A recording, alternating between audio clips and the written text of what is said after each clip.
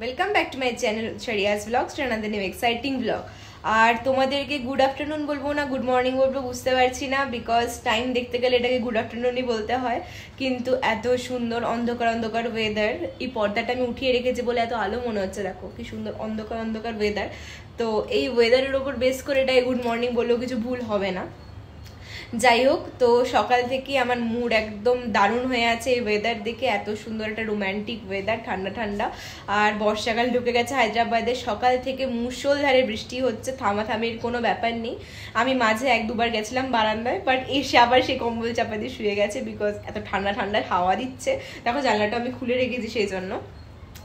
তো যাই হোক, পেট তো আর মানবে না, এই ওয়েদারে আরও বেশি যেন খিদে পায়। তো একটুখানি ব্রেকফাস্ট করলাম, তারপরে আবার এসে শুয়ে গেছি। ভাবলাম না একটুখানি তোমাদের সঙ্গে শীতকাল বলছি আমি এটাকে, বর্ষাকাল কাম শীতকালের একটা ভিডিও করা যাক। বিকজ গরমকাল নিয়ে ভিডিও করেছিলাম একটা, যে গরমকালে কি করেছিলাম, কিভাবে একটা মানে সারাদিন সেলিব্রেট গরমকালে তোমাদের সঙ্গে একটা ভিডিও করেছিলাম। তো ভাবলাম যে ঠিক আছে, বর্ষাকালের শুরুতে একটা ভিডিও করা যাক। তো যাই হোক, খাওয়া দাওয়া করেছে, মাঝে উঠিনি ঠিকই, বাট কলস তো অ্যাটেন্ড করতেই হয়েছে, মিটিং ছিল, কলস ছিল। তো সেই জন্য আমরা এই ছাঙ্গো পাঙ্গোকে সাথে নিয়ে বসে গেছি। এখানে মাঝে মাঝে করছি কম্বল মুড়ি দিই, মানে ওঠা উঠির কোনো ব্যাপারই নেই। পারলে আমি খাবারটাকেও ওখানে উঠিয়ে নিয়ে বিছানায় চলে আসি, এই অবস্থা। তো আগে থেকে আমাদের রান্নার মাসি ম্যাডাম বলে দিয়েছিলেন যে আজকে আসবেন না, উনি গাঁও গিয়েছেন। তো সেই কারণে রান্নাটা নিজেকেই করতে হবে, যেহেতু এই ওয়েদারে একদম ইচ্ছা করছে না উঠে রান্না করতে, বাট কিছু করার নেই। তো এই ওয়েদারে যখন শিলিগুড়িতে থাকতাম, ডেফিনেটলি পাক্কা একটাই আমাদের খাবার ছিল, সেটা হচ্ছে খিচুড়ি মাছ ভাজা। মানে এটা হচ্ছে কি মনে হয় যে কোনো কারোরই আই গেস এটা বর্ষাকালে ফেভারিট খাবার। তো হায়দ্রাবাদে তো এই বর্ষাকাল এতদিন ধরে তো পাচ্ছিলাম না, আজকে এত বৃষ্টি হচ্ছে, ভাবছি যে যদি খিচুড়ি মাছ ভাজা খাওয়া যায় কেমন হয়। তো সেই কারণে মাছ তো আনা নেই, মাছ আনতে যেতে হবে। তো চলো আস্তে আস্তে উঠি, এই কম্বলের মায়া ত্যাগ করে আস্তে আস্তে উঠতে হবে এবার, বিকজ খাবারটা না হলে খাওয়া যাবে না, না খেয়েই শুয়ে থাকতে হবে। তো চলো যাই গিয়ে মাছ নিয়ে আসি, দেখি কি মাছ পাই, রুই বা কিছুই আনবো, আর খিচুড়ি দিয়ে খুব ভালো লাগবে খেতে। তো চলো, একটু দু একটা কাজ আছে, 5-10 মিনিটের কাজ, ওটাকে করে নিয়ে চলো যাই মাছ নিয়ে আসি। তো উঠে তাড়াতাড়ি করে রেডি হয়ে নিলাম মাছ আনতে যাবো বলে, বাট যা ওয়েদারের অবস্থা, যা বৃষ্টি হচ্ছে, একটু যেতে ইচ্ছা করছিল না। একবার অবস্থাটা দেখো আকাশে, সকাল থেকে বৃষ্টি হয়েই যাচ্ছে, থামার কোনো নামগন্ধ নেই। তো যাই হোক, আকাশটাও মেঘলা হয়ে আছে, বুঝতেই পেরেছি আজকে ভিজতে হবে। তাই কোনো রকমে গেলাম রেডি হয়ে তাড়াতাড়ি করে, আর দেখি মাছ নিয়ে আসি, তারপর তোমাদের সঙ্গে আবার কথা বলছি। টাটা। হ্যালো বন্ধুগণ, আমি চলে এসেছি মাছ নিয়ে। যেরকম সুন্দর দেখতে সেরকমই সুন্দর গন্ধ, আশা করি সেরকমই সুন্দর খেতে হবে। দেখা একদম আমার দিকে মনে হচ্ছে তাকিয়ে আছে গোল গোল করে। যাই হোক, তোমাদের বলেছিলাম যে আকাশে যেরকম অবস্থা মনে হয় ভিজতে হবে, সত্যিই তাই। ছাতা রেনকোট কোনোটাই আমাকে ভেজা থেকে বাঁচাতে পারলো না। যাই হোক, প্রথমে চলে আসলাম রান্না করে। খিচুড়ি বানানোর জন্য ডাল চাল ভিজিয়ে রেখে গিয়েছিলাম, আর এখানে কড়াই বসিয়ে দিয়েছি গরম করতে। গরম হলে পরে এখানে খিচুড়িটা বানিয়ে নেব, আর সাথে ইলিশ মাছ ভাজা করা হবে। আর ইলিশ মাছ ভাজার খিচুড়ি তোমাদেরকে বললামই আমার বর্ষাকালের ন্যাশনাল ফুড। তো যাই হোক, আমি সরষে তেলে রান্নাটা করছি। এখানে সাধারণত সানফ্লাওয়ার অয়েলই খাওয়া হয়, আমি রান্না করি বা মাসি রান্না করুক, বাট আজকে যেহেতু ইলিশ মাছ ভাজার খিচুড়ি আমার প্রিয় খাওয়া হবে, সেই কারণে অবভিয়াসলি এটা সরষের তেলেই খাওয়া হবে। তো প্রথমেই কড়াই গরম হওয়ার পরে সরষের তেল দিয়ে দিলাম। সেটা গরম হয়ে যাওয়ার পর এখানে জিরা এবং শুকনো লঙ্কা দিয়ে ভালো করে নাড়াচাড়া করে নিচ্ছি খিচুড়ি বানানোর জন্য। তোমরা তো জানোই প্রসেস। আর আজকে আমি মুসুর ডালে খিচুড়ি বানাবো, বিকজ পেঁয়াজ দিয়ে রান্না করবো বলে, ননভেজ খিচুড়ি যেটাকে বলে। তো যাই হোক, এবার চলো রান্নাটা আস্তে আস্তে করে নিই। জিরা আর শুকনো লঙ্কা ভাজার পর এবার দিয়ে দেবো পেঁয়াজ, আর পেঁয়াজের সঙ্গে রসুনও দিয়ে দেবো। ভালো করে নাড়াচাড়া করে নেব, যাতে গন্ধটা না থাকে, একদম ভালো লাগে না সেই গন্ধটা। আর আজকে মুসুর ডালের খিচুড়ি যেহেতু বানাবো, সেজন্য পেঁয়াজ দিয়ে বানাচ্ছি। আমার খুব ভালো লাগে মুসুর ডালের খিচুড়ি। মুগ ডালের খিচুড়িও ভালো লাগে, বাট সেটা সাধারণত ভেজ দিন বানানো হয়, ননভেজ দিন আমি সাধারণত মুসুর ডালের খিচুড়িই বানাই। আর এবার লঙ্কা তো মাছ দেওয়া, আমি ঝাল খেতে খুব ভালোবাসি। তো এখানে আদা রসুনের পেস্ট একটু দিয়ে দেবো, আর তারপর একটু এই কাঁচা লঙ্কাগুলোকেও দিয়ে নেবো, নাড়াচাড়া করে নেবো।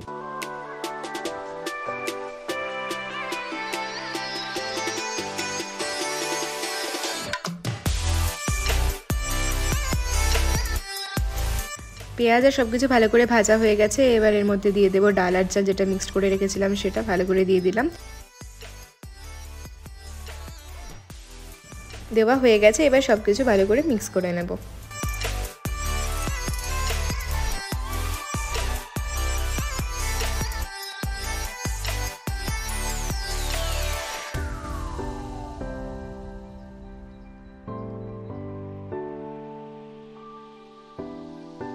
করে সব কিছু মিক্স করা হয়ে গেছে। এবার এক এক করে দেবো বিভিন্ন মশলা, যেমন হলুদ গুঁড়ো, শুকনো লঙ্কার গুঁড়ো, তারপর আদা রসুনের পেস্ট আরও সব কিছু দিব এবং ভালো করে নাড়াচাড়া করে একটু জল ঢেলে তারপরে ঢেকে দিতে হবে কিছুক্ষণের জন্য।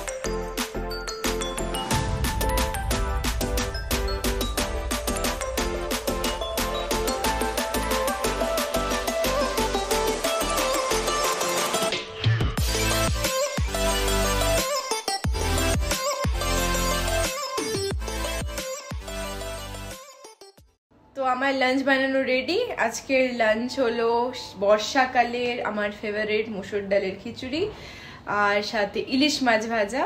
তো আমি তো একদম পুরো খিদা পেয়ে গেছে, বসে গেছি আমি খেতে। এবার খাবারটা বেড়ে নিব, চলো তোমাদেরকে দেখাই। তো বন্ধুরা আমার লাঞ্চ একদম রেডি, গরম গরম খিচুড়ি আর ইলিশ মাছ ভাজা, কোনো কথাই হবে না, একদম বর্ষাকালের দুপুর জমে ক্ষীর।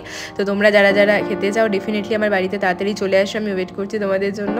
বেশিক্ষণ ওয়েট করলে কিন্তু হবে না, খাওয়া শেষ হয়ে যাবে, তো তাড়াতাড়ি চলে এসো। ইলিশ মাছের তেলটাও আমার খুব ভালো লাগে খেতে, এবং গরম ভাত দিয়েও খুব ভালো লাগে। খিচুড়ি দিয়ে যে ভালো লাগবে তা নয়, ভাত দিয়ে বেশি ভালো লাগে তেলটা মাছের। তো ঠিক আছে, চলো আমি লাঞ্চটা করে নিই, আবার বিকেলে দেখা হবে তোমাদের সঙ্গে ডিনার বানানোর সময়। দেখি ডিনারে কি বানানো যায়।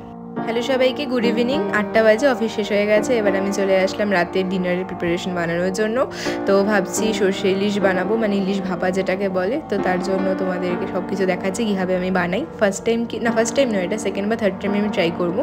বাড়িতেও আগে বানিয়েছি, তো ভুলে গেছিলাম যদিও, মায়ের থেকে আরেকবার শুনে নিলাম প্রিপারেশনটা। তো চলো এক এক করে বানানো যাক।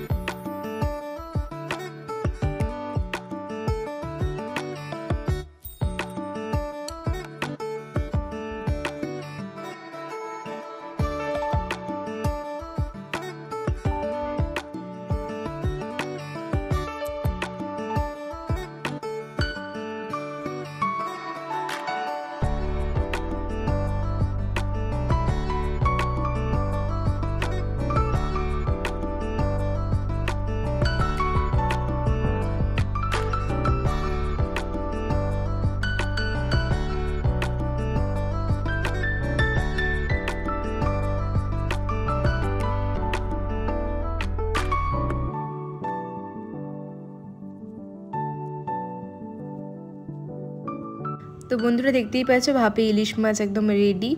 আর এটা এখন তুলে নেব এখান থেকে, আর একটু ঠান্ডা করে তারপর দেখবো যে ঠিক আছে কিনা। আর সাথে আমি বানিয়ে নিয়েছিলাম ইলিশ মাছের মাথা দিয়ে লাউ দিয়ে, তো ওটাও তোমাদেরকে আলাদা করে দেখানো হয়নি। তো দেখি কেমন হয় খেতে। এবার ইলিশ মাছটাকে দেখে নিই সর্ষে ইলিশটা কেমন হয়েছে।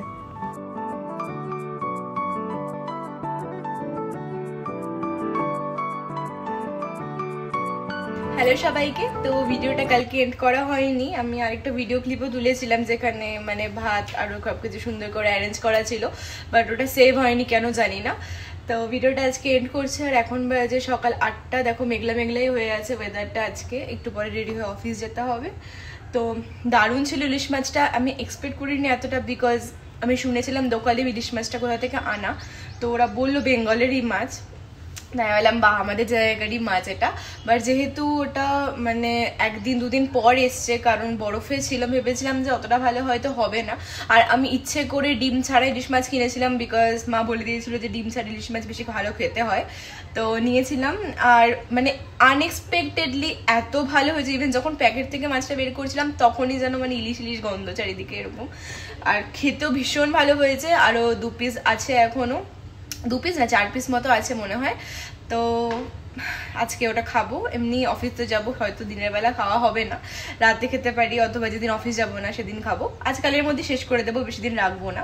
বাট সত্যি আনএক্সপেক্টেডলি ভীষণ ভালো হয়েছিল ইলিশ মাছটা, আর খেতেও ভালো হয়েছিল। তাছাড়া এমনিও মাছটা ভীষণ ভালো ছিল, যেটা সব থেকে বেশি দরকার ছিল। তো ঠিক আছে, আজকে ভিডিওটা এখানেই এন্ড করছি। তোমাদের যদি ভিডিওটা ভালো লেগে থাকে ভিডিওটাতে লাইক কমেন্ট শেয়ার আর অবশ্যই চ্যানেলটিকে সাবস্ক্রাইব করে দিও। দেখা হচ্ছে তোমাদের সঙ্গে পরের দিন নতুন কোনো ভিডিওতে। Till then tata.